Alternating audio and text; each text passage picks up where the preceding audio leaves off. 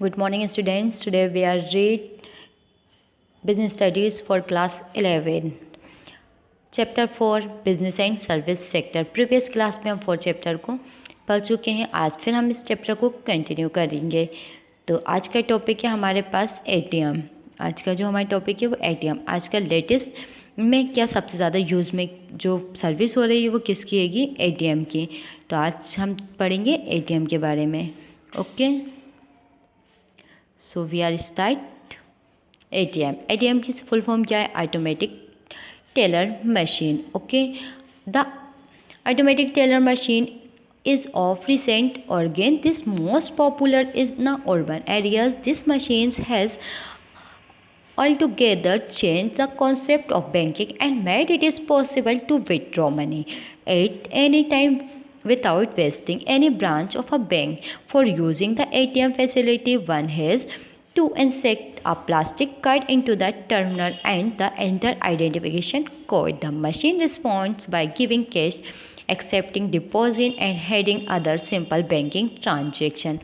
ATM क्या हैगा? एक इसकी जो फुल फॉर्म है वो ऑटोमेटिक टेलर मशीन है। इसको ऑटोमेटिक टेलर मशीन भी कहा जाता है। There is a most popular, ये क्या है? अभी के ज़माने में सबसे ज़्यादा पॉपुलर है। इसके अंदर क्या कर सकते हैं? ये एक प्लास्टिक का कार्ड में होती है। इसके अंदर क्या होती है? एक चिप होती है कि जिसमें अपने सारी चीज़ें क्या होती हैं? ट्रांजेक्शन रिकॉर्ड होते हैं। जैसे हम उसको क्या करते हैं? कार्ड को इंसर्ट करते हैं, वैसे आपको बहुत सारे वहाँ पर सबसे पहले लैंग्वेज सेलेक्ट करने का ऑप्शन आता है कि आपको किस में ट्रांजेक्शन करना, हिंदी में या इंग्लिश। जो आप लैंग्वेज समझ सकते हो आप उसमें क्या कर सकते हो? क्लिक कर सकते हो। तो इसलिए आप अगर हिंदी समझते हैं तो हिंदी एंड इंग्लिश समझते हैं तो इंग्लिश पे क्लिक कर सकते हैं। और इसके अंदर हमें क्या होता है? हम किसी भी, ज़रूरी नहीं है कि हमारा जो एटीएम कार्ड है वो एसबीआई का, तो हमें एसबीआई वाले ही एटीएम में जाना पड़ेगा। हम किसी भी बैंक के एटीएम से इसको क्या कर सकते हैं? अपनी मनी को विड्रॉ कर सकते हैं। आजकल जो एटीएम है, पहले तो विड्रॉ का वर्क होता था, बट अब लेटेस्ट में क्या हो रहा है? एटीएम से हम डिपॉजिट भी कर सकते हैं, एंट्री भी कर सकते हैं एंड कैश को विड्रॉ भी कर सकते हैं, इन अमाउंट भी पता कर सकते हैं। ये सारी चीज़ें हम एटीएम के माध्यम से भी, एटीएम मशीन के माध्यम से भी कर सकते हैं।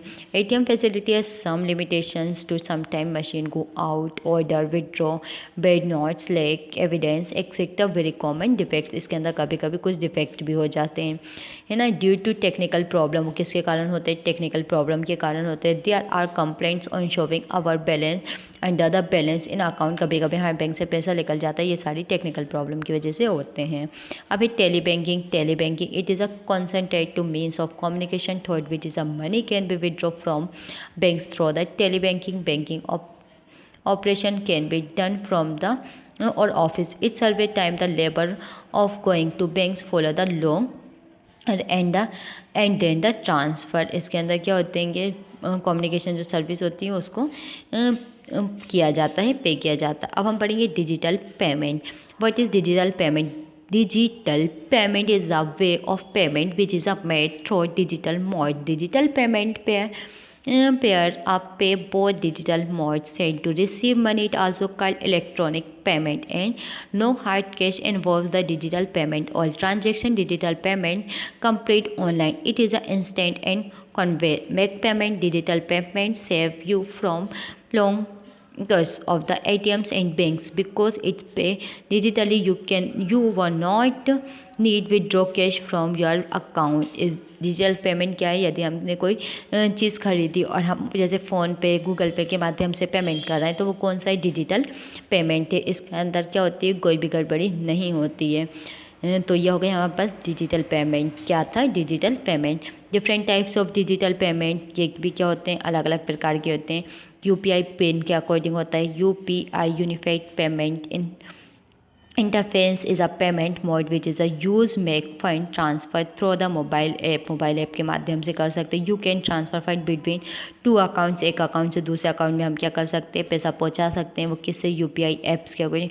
You will have to register mobile banking use UPI apps currently the service only available for Android phones user. ये कौन से किस मोबाइल में होता है? ओनली ऑनलाइन मोबाइल में वो सॉरी एंड्रॉयड मोबाइल्स फ़ोन्स में होता है। Hence you can be UPI. उसके बाद only when you have an Android phone there are too many good UPI apps available, you can download and use any UPI app. आप कोई भी app download कर सकते हैं पेमेंट या receive के लिए।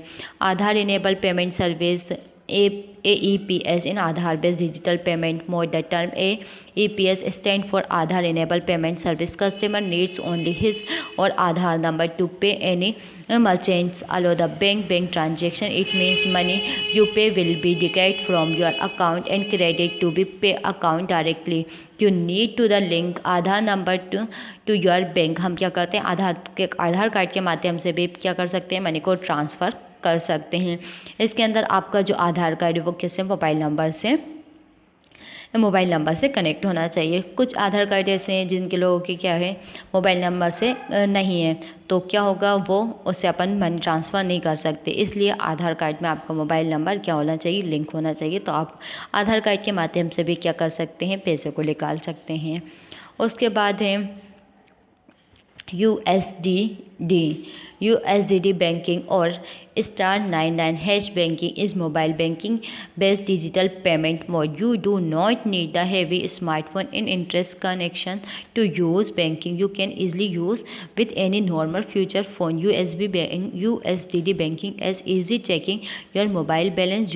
This service may be financial and non-financial operation. The *99# code works the bridge between your telecom operator server, your bank server. Issue the registered mobile number to concentrate with your bank account. Hence deal *99# with the registration number only. देखिए इसके अंदर क्या होता है, USDD under structure supplementary service data. इसके अंदर आपको एक बटन दबाना होता है, आपको मतलब कुछ नंबर क्या करने होते हैं, दबाने होते हैं। और नंबर क्या होने चाहिए, आपका बैंक में वही नंबर रजिस्टर होना चाहिए। तो उसके माध्यम से भी आप क्या कर सकते हो, मनी का ट्रांजेक्शन कर सकते हो। जो आपके पास डायलिंग नंबर है वो *99#, बट आप का मोबाइल का क्या होना चाहिए, बैंक में रजिस्टर होना चाहिए। जिस मोबाइल से आप इसको क्या कर रहे हैं, डायल कर रहे हैं, तो आपका वो मोबाइल नंबर आपका बैंक में रजिस्टर होना चाहिए। उसके बाद है cards, credit, debit and prepaid. Cards are provide by banks to their accounts holder को क्या होते हैं, बहुत सारे कार्ड प्रोवाइड किए जाते हैं, जैसे credit card, debit card, ATM etcetera. इसके माध्यम से हम क्या कर सकते हैं, मोबाइल बैंकिंग कर सकते हैं। E-वॉलेट्स मतलब ये क्या है, e wallets are an easy and faster electronic device to make payment. सबसे फास्ट डिवाइस है E-वॉलेट और mobile wallet digital version your physical wallet. If with the more functionally you can keep your money in an E-wallet and use it when needed. Use E-wallet to be recharged your phone. E-wallet के माध्यम से mobile का recharge कर सकते हैं, अपना भी और अदर्स लोगों का भी हम इससे क्या कर सकते हैं, रिचार्ज कर सकते हैं। अब हम पढ़ेंगे इंश्योरेंस। जैसा कि आप लोग जानते हैं इंश्योरेंस क्या होता है, हमारे जो भविष्य में आने वाली कोई भी हानि हो, कोई भी नुकसान होने वाला हो, तो उसे क्या यूज़ किस लिए किया जाता है, इसके लिए इंश्योरेंस किया जाता है। रिस्क के लिए, risk all types of provides every walk of life, not only that risk also encourage life itself. There is a financial deals as well, professional of a money and property like goods etc. For with the element of a risk, it is the minimize the impact of such underlines that there is a need of insurance. आजकल के latest modern में क्या है, insurance बहुत ही ज़रूरी है। जैसे आपने बिजनेस स्टार्ट करा, बिजनेस में आपकी आग लग गई, तो आप क्या करवा सकते हो, फायर इंश्योरेंस करवा सकते हो, तो आपको वहाँ से पैसा प्रोवाइड करवाया जाएगा। इसलिए रिस्क के लिए क्या होता है, इंश्योरेंस करवाया जाता है। उसके बाद है nature of characteristics of insurance, return contract. जो इंश्योरेंस होता है वो क्या होता है, रिटर्न कॉन्ट्रैक्ट होता है। Return contract should be made between insured and insurance, ये ना। उसके सिक्योरिटी अगेंस्ट रिस्क के अगेंस्ट हमें क्या मिलती है, सिक्योरिटी मिलती है, हम बिना डर के कोई भी वर्क कर सकते। Fixed amount of money, insurance made be defined amount of money this now S insurance amount. अब हमें क्या करना पड़ता है, एक फिक्स, जैसे हमने 3000 रुपये को पे करना, तो हमें 3000 ही पे करना पड़ेगा, तो इसके अंदर फिक्स्ड अमाउंट मनी पे करनी पड़ती है हमें। Insurance eligible interest for valued insurance contract in incidental date insurance eligible interest। उसके बाद है मेजर रिस्क ऑफ मॉनेटरी। इसके अंदर क्या होते हैं, हमारे पास जो मेजर रिस्क होते हैं उसको भी हमें डरना नहीं होता। अब है different between life, fire and matter insurance. देखिए सबसे पहले subject of matter, home and life. Life insurance इंसान की ज़िंदगी के लिए होता है। Fire insurance physical properties and asset जो होती है उसको इंजर्ड हो जाती हैं, ख़राब हो जाती है, उसके लिए होता है। उसके बाद मार्गेन होता है ship, cottage and freight are insure, इसके लिए शिप वगैरह संभाल जा रहा है या किसी अदर चीज़ संभाल जा रहा है उसके लिए होता है। Marine insurance. अब elements, life insurance has good elements of investment, इसके अंदर इन्वेस्टमेंट होता है। It has no elements of investment, इसके अंदर कोई एलिमेंट्स इन्वेस्टमेंट नहीं होता। और इसमें भी it has no elements of involves insurable interest, this must be present at the time of affecting policy policy claim falls due, इसमें क्लेम करना पड़ता है, इसके अंदर भी क्लेम करना पड़ता है। उसके बाद in indemnity, life insurance is not the policy of indemnity, ये पॉलिसी नहीं है, ये क्या है सेकेंड वाला जो हमारे पास है फायर इंश्योरेंस, वो क्या है कॉन्ट्रैक्ट। इट आल्सो कॉन्ट्रैक्ट, ये भी क्या है कॉन्ट्रैक्ट है। मेजरमेंट, लॉस नॉट मेजरेबल, इसके अंदर लॉस नहीं मेज़र होते क्योंकि ये तो लाइफ के लिए है, लाइफ में। और लॉस इज़ मेजरेबल, इसके अंदर लॉस को मेज़र किया जाता है। और थर्ड वाले में भी लॉस को मेज़र किया जाता है। Duration, life insurance policies cover long period, ये क्या होती है लंबे समय के लिए। इस कंटिन्यूस यूजलिंग फॉर ईयर, ये ईयर की होती है, कंटिन्यू भी हम इसको कर। It also for year specific होगा। उसके बाद है इसके अंदर भी कोई 5 पॉइंट याद करना है। ओके, अब है कम्युनिकेशन सर्विस। कम्युनिकेशन का मीन्स क्या होता है, जब भी आप लोग एक दूसरे से बात करते हैं तो वो क्या कहलाता है कम्युनिकेशन कहलाता है। Communication transmittance conveying etcetera synonyms can be use the interchangeable day to day language. Communication includes the transfer information policies decision from one person to another person. Modern service technology has forget revolution in the field of communication by burning the whole world under the Rely telephones, mobile, and the internet are reduce the distance between people. Even the satellite also help the transmit message from the one place to another in a second. ठीक है, communication आजकल क्या होता है, communication के लिए भी बहुत सारी तकनीकों का यूज़ किया जाता है, जिसके अंदर से एक इंसान घर में बैठे हुए दुनिया में किसी भी कोने के व्यक्ति से क्या कर सकता है, बात कर सकता है इंटरनेट के माध्यम से, मोबाइल फ़ोन के माध्यम से। तो ये क्या है कम्युनिकेशन सर्विस है। कम्युनिकेशन सर्विस है। Service of the post office, जैसे national international postal service, post office help the transmit letters and documents. इसके अंदर क्या होता है डॉक्यूमेंट्स का ट्रांसफ़र किया जाता है। और है ना वाइड, ये क्या होता है नेशनल किसके द्वारा होगा post office. Transfer money, post office के माध्यम से मनी भी ट्रांसफ़र की जाती है। Facilities writing of involvement, post office postal saving the almost public in business. Post office provide following service share the like public provide the fund Kisan Vikas Patra, public can be their additional funds भी क्या करता है उसके द्वारा। Advertisement facility, post office also effect the media post facility which is the involve and effective vehicle for Indian companies to the advertise their brand. Advertisement भी होता है। उसके बाद publications of guide, post office में public को guide भी किया जाता है। अदर सर्विसेज, इसके अंदर अदर सर्विसेज भी होती हैं जैसे sale, letters, window, post bags etcetera, post box office. Other services of post office, speed post office होता है जिसके अंदर आपका लेटर क्या होता है बहुत ही जल्दी चला जाता है। इसके लिए आपको 200 रुपये का अमाउंट क्या करना पड़ता है, पे करना पड़ता है आपके पोस्ट को जल्दी पहुंचाने के। सर्टिफिकेट ऑफ पोस्टिंग, आजकल जो मतलब बहुत सी जगहों पे जो डिग्री वगैरह होती है वो भी किसके द्वारा होती है, पोस्ट ऑफिस के अकॉर्डिंग आती है। तो सर्टिफिकेट की पोस्टिंग भी पोस्ट ऑफिस के अकॉर्डिंग की जाती है।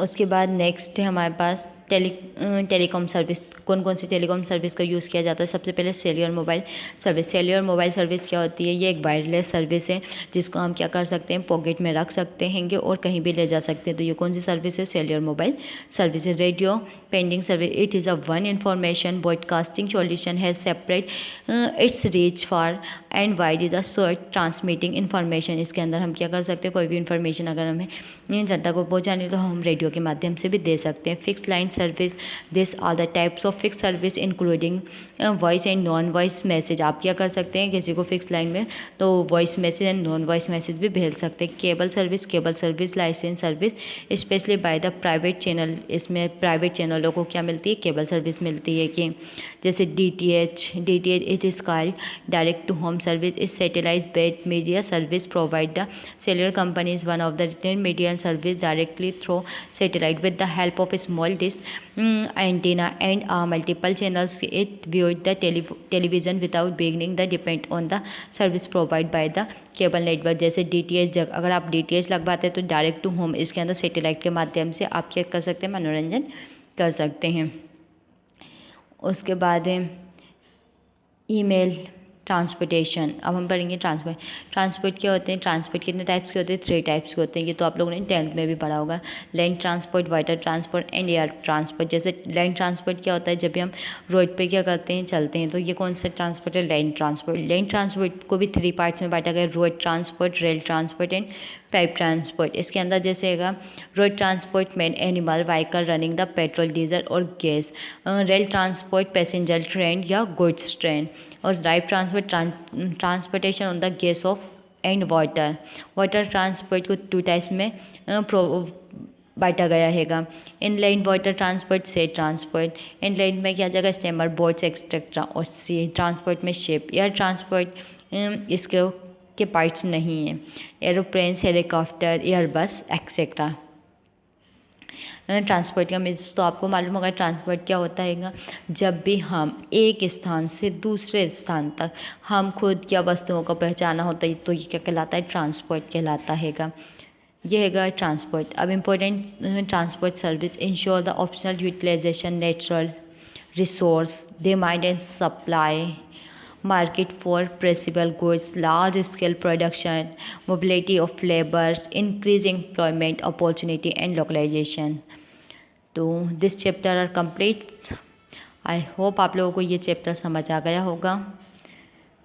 तो नेक्स्ट हम इसको क्या करेंगे, ये तो कंप्लीट हो गया. इसके क्वेश्चन आंसर भी मैंने अपलोड कर दिए हैं, तो आप लोग इस चैप्टर के क्वेश्चन आंसर भी अपनी कॉपी में लिख लीजिएगा और याद कर लीजिएगा. Okay, thank you.